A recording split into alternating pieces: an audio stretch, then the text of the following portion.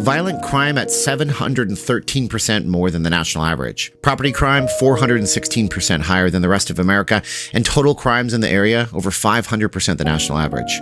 So what are you picturing right now? Maybe the infamous parts of Chicago or Detroit, perhaps? Unfortunately, for those living in what's known as the historic Westside Las Vegas, less than 3/4 of a mile from downtown, and the famous Fremont Street experience, this is everyday life. You see, the west side of Las Vegas has a really storied history. Unbeknownst to virtually everyone who visits and most who live here, race relations in Las Vegas has a complicated past. Laws forced on African American business owners to relocate their operations to this area in the 1930s. These businesses were told that they needed to relocate or they would lose their licenses entirely. An influx of Southern tourists in the 1940s caused casino owners on the Strip to ban black patrons. This led to what had been called the Black Strip, a collection of African American-owned casino establishments in what's now known as the historic West Side area. The famous Moulin Rouge followed. It was revolutionary for integration at a time when strip casinos kept black patrons away and only allowed entertainers like Sammy Davis Jr. to sing for the white patrons and then leave you out the back door. The famous Rat Pack would perform after-hour shows for people of all colors. Again, all less than 1 mile away from downtown Las Vegas. It was at the Moulin Rouge in 1960 that a verbal agreement was struck between the city, black community, and casino owners that allowed so-called integration into strip properties. But it wasn't until 1971 and a federal ruling forced casinos to allow black Americans to work frontline casino jobs. Quite a different story from the win or lose, go all in mentality pushed by modern-day Sin City, isn't it?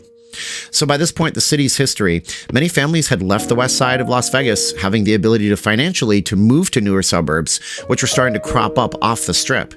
This left the area in decline. Boarded up buildings, a steadily decreasing standard of living, average income in the mid-2000s of nearly $18,000 less than the rest of Las Vegas.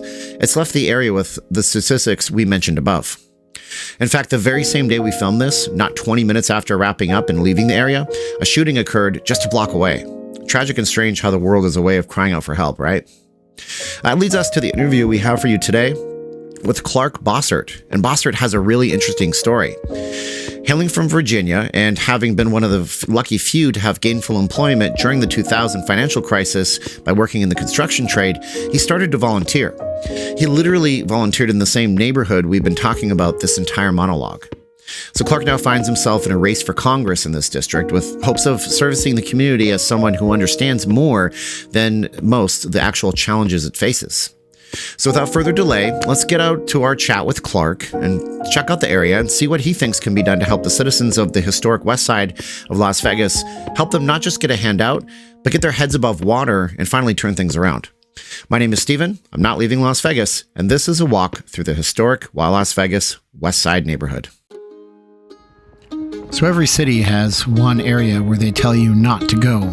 It's just not safe. And today, driving past the sparkling casinos, I'm heading down into that place in Las Vegas to meet Clark, who says it's really all not that bad. You just have to get to know the area, and the people are really quite nice. So we're going to find out as we meet Clark Bossert and see what his ideas for this area, the historic West Side, are here in Las Vegas.